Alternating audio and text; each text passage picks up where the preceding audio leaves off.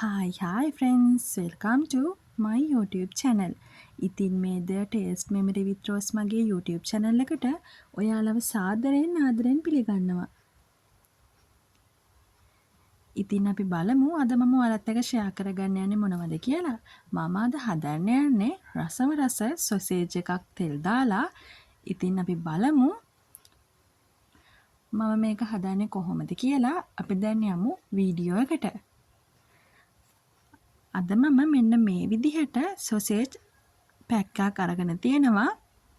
කීල්ස් ක්‍රිස්ට් කියන බ්‍රෑන්ඩ් එකේ කෑලි 22ක් තියෙන මෙන්න මේ වගේ 22 පැක් එක තමයි මම අරගෙන තියෙන්නේ චිකන් සොසේජ්.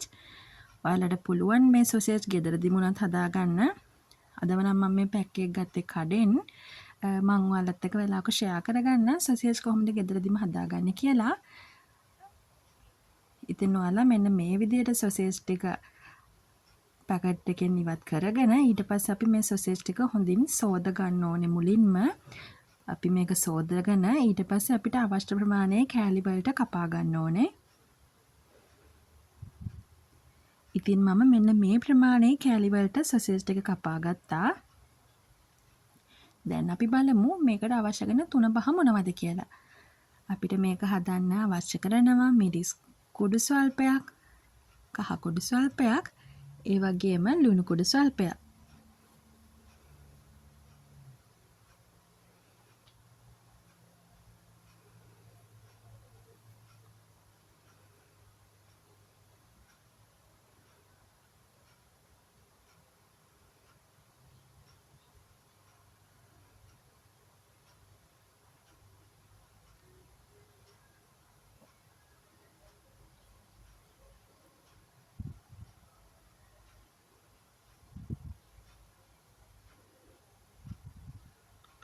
හරි ඊට පස්සේ අපි මෙන්න මේ විදිහට මේ අපි සෝදලා කපාගත්තු සොසේජ් වලට මිරිස් කුඩු, කහ කුඩු, ලුණු කුඩු එකතු කරගෙන මෙන්න මේ විදිහට මේ සොසේජ් කෑලි ටිකත් එක්ක මේ තුන පහ ටික හොඳින් කලවම් කරගන්න ඕනේ.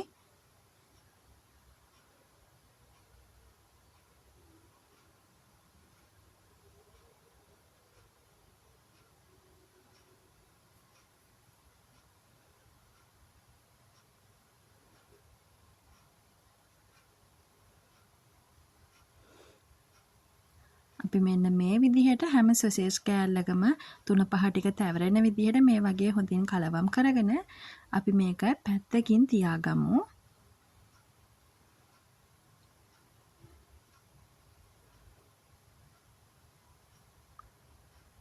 මම මේ වගේ ප්‍රමාණයේ කෑලි වලට කපා ගත්ත. අපි පොඩ්ඩක් මේක තෙල් එකේ බැද ගන්නවා. එතකොට හොඳින් බැදෙන නිසා තමයි මම මේ වගේ ප්‍රමාණයේ කෑලි වලට කපා ගත්තේ. ඔයාලට අවශ්‍ය ප්‍රමාණයේ කෑලි වලට කපා ගන්න. දැන් මම මේ වෙලාවේදී මම මේක හදන්න පාවිච්චි කරන මැටි පාෂණය ලිපෙන් තියාගෙන ඊට පස්සේ මම මේකට තෙල් ටිකක් එකතු කරගන්නවා. තෙල් ටික රත් වෙන වෙලාවේදී අපි තුන පහනලා පැත්තකින් තියාගත්තු සොසේජස් කෑලි ටික මෙන්න මේ වගේ තෙල් එකට එකතු කරගන්න ඕනේ.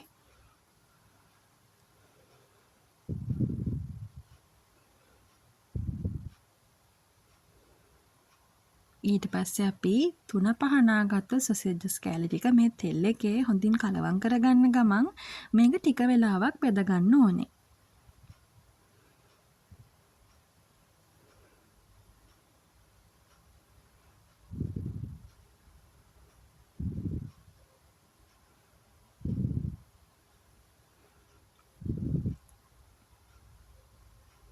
මම මෙන්න මේ විදිහට සැරින් සැරේට හොඳින් කලවම් කරගන්න ගමන් විනාඩි 3ක් 4ක් වගේ කාලයක් මේක ටික වෙලාවක් බෙද ගන්නවා.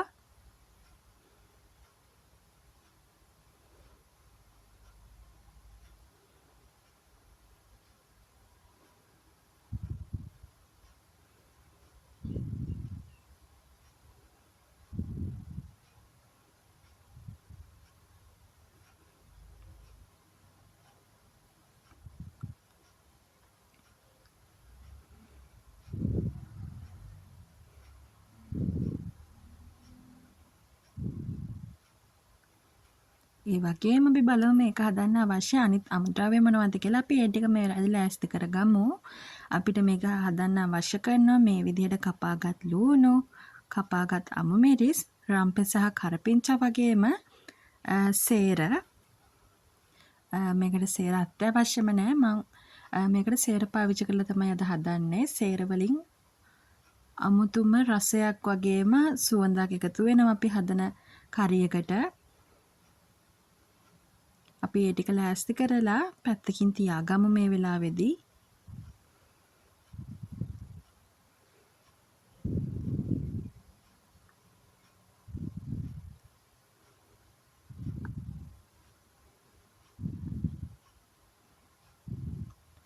හරි. දැන් මේ වෙලාවේදී විනාඩි 3ක් 4ක් වගේ තියපු නිසා මේ සොසේජ් කෑලි ටික වැදිලා තියෙනවා.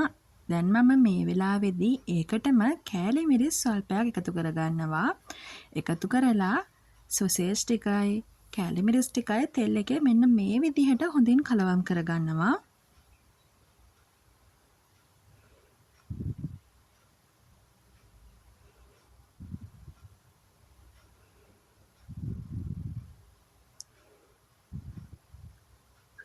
ඊට පස්සේ අපි දැන් කපාගත්තු අමුද්‍රව්‍ය වලින් මේ විදිහට ලූණු ටික, අමු මිරිස් ටික, ඒ වගේම රම්පෙ සහ කරපිංචා ටික, ඒ වගේම සේර ටික මෙන්න මේ වෙලාවේදී මම එකතු කරගන්නවා.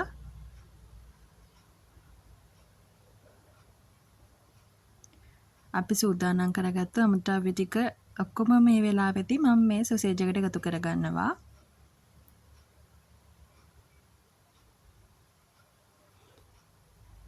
ඊට පස්සේ මේ අමුද්‍රව්‍ය ටික එකතු කරලා සොසේජ් ටිකත් එක්ක මම ආයෙමත් තෙල් එකේ මෙන්න මේ විදිහට හොඳින් කලවම් කරගන්නවා.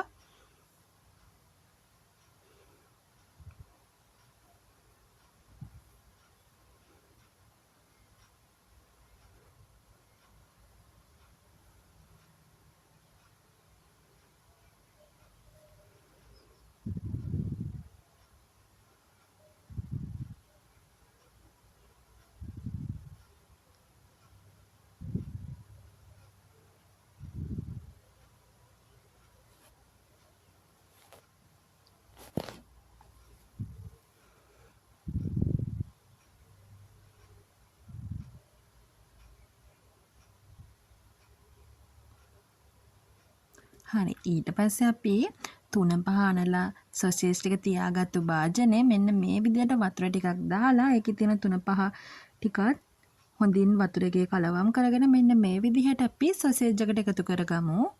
වතුර පොඩි ප්‍රමාණයක් තමයි එකතු කරගන්න ඕනේ. ගොඩක් එකතු කරගන්න යන්න එපා.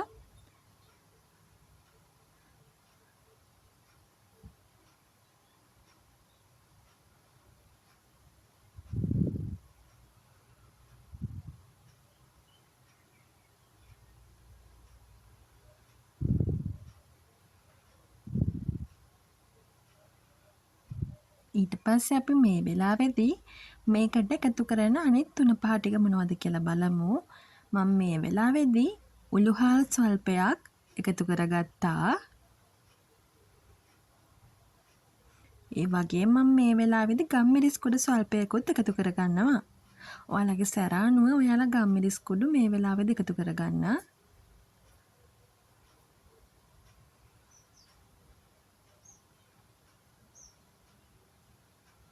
මම මේකට මුලින්ම මිරිස් කුඩු, කෑලි මිරිස් කුඩු එකතු කරපු නිසා මම මේ වෙලාවේදී ගම්මිරිස් කුඩු පොඩි ප්‍රමාණයක් එකතු කරගත්තේ. නැත්නම් මේක ගොඩක් සැර වෙන්න බලනවා. ඒ නිසා මම මේ වෙලාවේදී ගම්මිරිස් කුඩු පොඩ්ඩයි එකතු කරගත්තේ.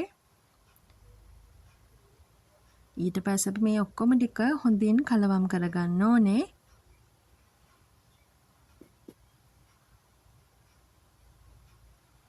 දැන් නම් මේ සොසේජ් එක හොඳට කුක් වෙලා තියෙන්නේ. අපි ඒ නිසා මෙන්න මේ විදිහට අන්තිමට අපිට අවශ්‍ය ප්‍රමාණයට ලුණු එකතු කරගමු. ලුණු එකතු කරලා මෙන්න මේ විදිහට හොඳින් කලවම් කරගෙන අපි මේකේ ලුණු රසය කොහොමද ඇතිද මදිද කියලා අපි මේ වෙලාවේදී බලමු.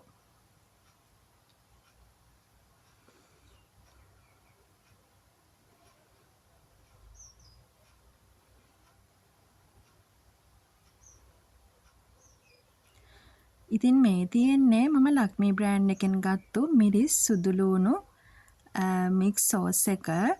අපි දැන් අද මේ සොසේජ් එක හදන්න යන්නේ මේ සෝස් එක ඇඩ් කරලා. අපි බලමු මේ සෝස් එක එකතු කරපුවාම මේ සොසේජ් එකට මොන වගේ රසයක්ද එන්නේ කියලා. මමත් මේක පාවිච්චි කරන ෆස්ට් ටයිම් අද. අපි බලමු මොන වගේ රසයක්ද එන්නේ කියලා.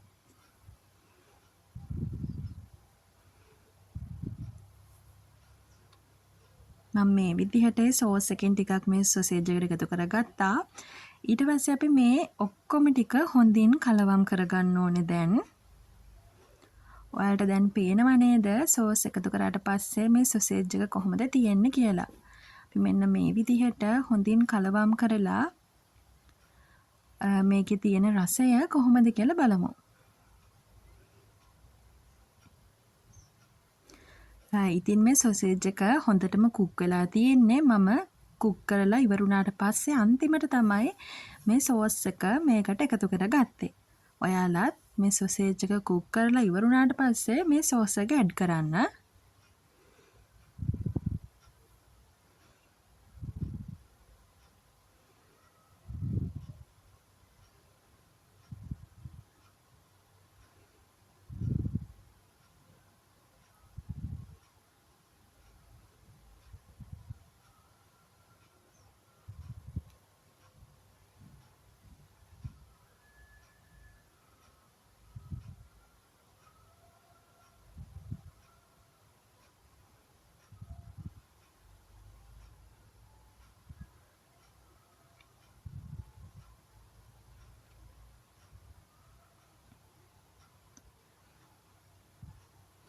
හරි මම මෙන්න මේ වෙලාවේදී ලිප ඔෆ් කරගන්නවා. ලිප ඔෆ් කරලා ලිපේ රස්නෙන් මේක තව ටික වෙලාවක් මෙන්න මේ විදිහට ලිපෙම තියාගන්නවා. මම මේ වෙලාවේදී සෝස් එක ඇඩ් කරාට පස්සේ ලුණු රසය එහෙම කොහොමද කියලා බැලුවා. ඇත්තටම මේකේ ලුණු රසය එහෙම ගානටම තියෙනවා. ඔයාලට මදි නම් ඔයාලා මේ වෙලාවේ දෙකතු කරගන්න.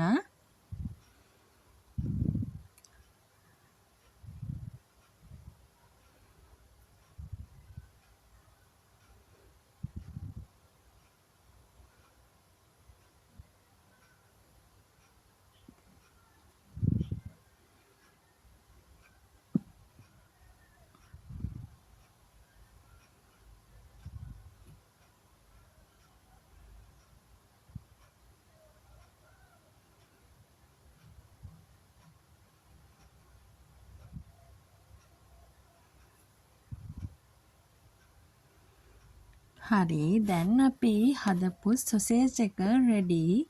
දැන් මේක හොඳටම කුක් වෙලා තියෙන්නේ. මේ වෙලාවේදී මේක හරිම සුවඳයි. ඒ වගේම හරිම රසයි. ඔයාලත් අනිවාර්යෙන්ම මම ඔයාලට පෙන්නුවා ලක්මී බ්‍රෑන්ඩ් එකේ අලුත් මිරිස් සුදුලුණු මික්ස් සෝස් එක අනිවාර්යෙන්ම try කරලා බලන්න. මේ සොසේජ් එක හදනකොට ඔයාලා සෝස් එක අනිවාර්යෙන්ම ඇඩ් කරලා හදලා බලන්න. ඇත්තටම හරිම රසයි, හරිම සුවඳයි. මේක නිකන් ඩෙවල් ටයිප් එකක් වගේ. ඔයාලා අනිවාර්යෙන්ම මේ විදිහට සොසේජ් එක හදලා බලන්න.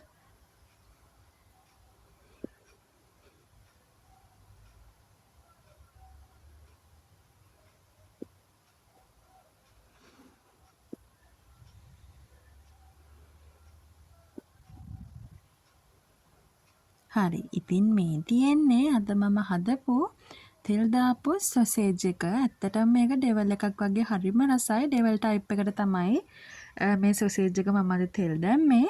මේක හරිම රසයි. ඔයාලා අනිවාර්යෙන්ම මගේ මේ රෙසිපි එක try කරලා බලන්න.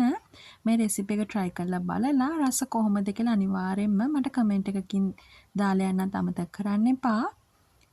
ඉතින් ඔයාලා මගේ මේ රෙසිපි එකට කැමති නම් මගේ YouTube channel එක subscribe කරන්න. ඒ වගේම like කරලා comment කරන්න. ඒ වගේම share කරන්න. ඉතින් ඔයාලා මගේ වීඩියෝ එක මුල ඉඳන් අන්තිම වෙනකන් බලන් හිටියට ගොඩාක් ස්තුතියි.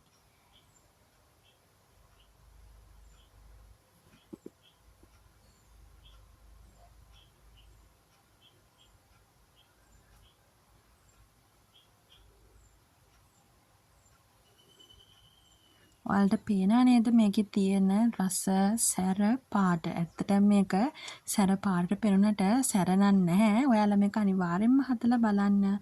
Thanks for watching.